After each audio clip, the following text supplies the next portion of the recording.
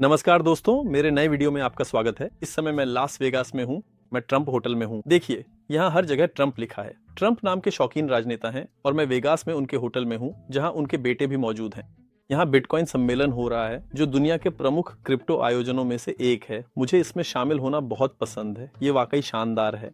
आज हम ताज़ा घटनाओं पर बात करेंगे, पर पहले एक स्पष्टीकरण, फिर खबरों पर चर्चा होगी। मुझे लगता है बिटकॉइन सिर्फ कीमत तक सीमित नहीं है। इस बिटकॉइन सम्मेलन में हम 2026 में हैं। बिटकॉइन के उपयोग क्षेत्रों से जुड़ी इतनी सारी चीजें मैं यहाँ देखता हूँ।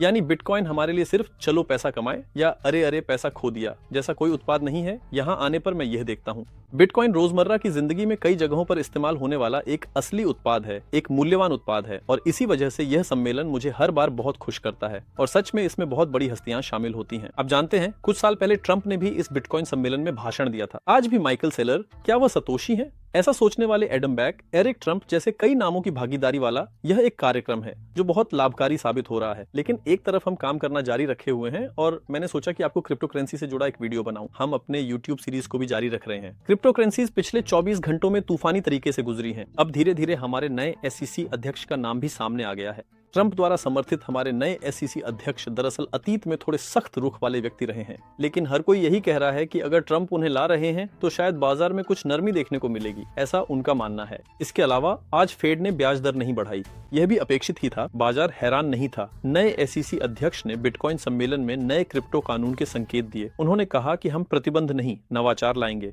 दोस्तों, बिटकॉइन $80,000 की सीमा से वापस आ गया है। BAE यानी संयुक्त अरब अमीरात ओपेक से बाहर हो रहा है। इन सब पर चर्चा के लिए हमारा वीडियो शुरू है। चलिए शुरू करते हैं।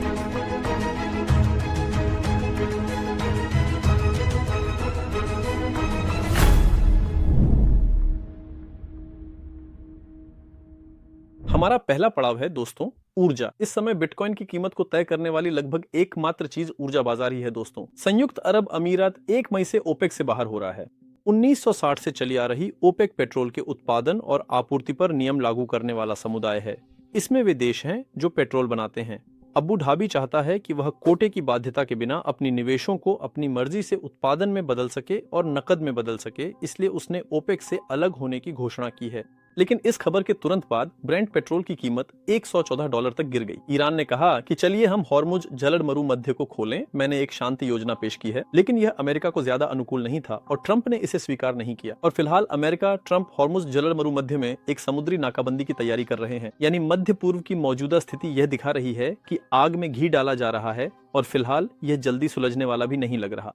तो हम क्रिप्टो निवेशक तेल में इतनी दिलचस्पी क्यों ले रहे हैं? क्या हम ब्लैक रॉक बन गए हैं? मामला क्या है? मामला यह है दोस्तों, जैसे जैसे तेल की कीमत ऊपर जाती है, महंगाई को बढ़ावा मिलता है। महंगाई बढ़ने का मतलब है ऊंची ब्याज दरें, और ऊंची ब्याज दरें जोखिम भरे संपत्तियों के लिए झटका होती है। नतीजतन फेड ने ब्याज दरों में कटौती को टाल दिया है और 10 साल की बॉन्ड यील्ड के 4.2% से ऊपर जाने के साथ ही बिटकॉइन जैसी जोखिम भरी संपत्तियों में दोस्तों गिरावट शुरू हो गई है। अब आइए उस असली खबर पर आते हैं जिसने पूरे मामले का रुख बदल दिया। मैंने क्या कहा था? 2 दिन पहले नए SEC अध्यक्ष पॉल एटकिंस ने यहाँ लास वेगास में एक भाषण दिया। मैंने उसे सच में लाइव देखा। आपको हमारे पुराने SEC अध्यक्ष याद होंगे, वह आदमी बिटकॉइन का कट्टर दुश्मन था। लेकिन जब मैंने नए SEC अध्यक्ष का सम्मेलन, उसका भाषण सुना दोस्तों, तो मैं सचमुच बहुत खुश हुआ। अभी अमेरिका में ACT नामक एक कानून आ रहा है, एडवांस क्लैरिफाइड ट्रांसफॉर्म, यानी 3 चीजों के पहले अक्षरों से बना यह एक कानून है। अब हम एक दंडात्मक नहीं बल्कि नवाचार पर केंद्रित SEC देख रहे हैं।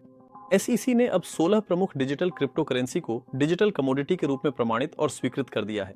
यह हमारे सभी क्रिप्टो करेंसी का 85% कवर करता है। याद कीजिए, एक समय SEC ने रिपल पर बहुत ध्यान दिया था और बहुत गंभीर समस्याएं हुई थीं।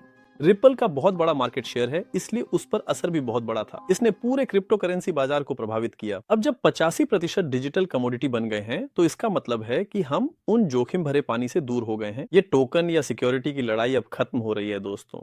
एटकिंस ने साथ ही यह भी घोषणा की कि वे कुछ हफ्तों में टोकनाइजेशन सैंडबॉक्स प्रोग्राम शुरू करेंगे। इससे कंपनियां बिना पूरी तरह से 12 से 36 महीने तक रजिस्ट्रेशन कराए ऑन चेन सिक्योरिटी ट्रेडिंग कर सकेंगी। दोस्तों, ये साफ तौर पर दिखाता है कि वॉल स्ट्रीट की संपत्ति ऑन चेन में आ सकती है और माइकल सेलर ने भी यही कहा। उन्होंने कहा कि सिर्फ इस साल बहुत गंभीर निवेश आया है। वॉल स्ट्रीट बिटकॉइन में निवेश करेगा, लेकिन हमारी सप्लाई बहुत सीमित है, ऐसा उन्होंने कहा। इसी वजह से मैं इस साल एक रैली की उम्मीद कर रहा हूं, ऐसा उन्होंने कहा। सेलर जब ऐसा कहते हैं, अक्सर ऐसा नहीं होता, पर क्या उनकी बात तर्कसंगत है? बिल्कुल है।